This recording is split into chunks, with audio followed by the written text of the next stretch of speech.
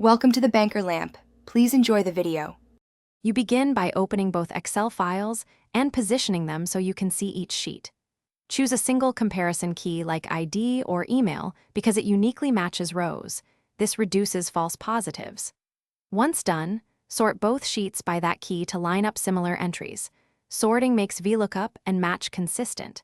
Make sure to note the column letter or header name so formulas reference the correct range. And keep data types consistent. Numbers versus text matters. Now you create a formula to detect common rows. Put match or VLOOKUP in a helper column.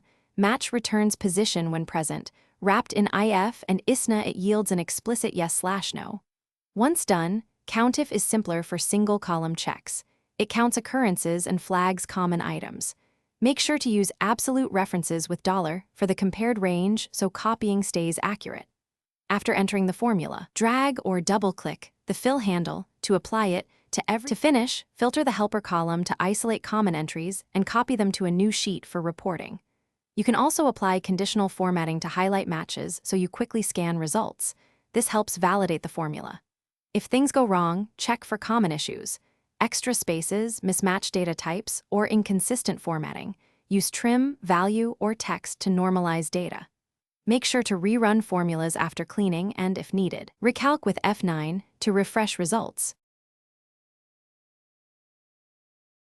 Thanks for watching. If this was helpful, leave a like and consider subscribing. See you next time.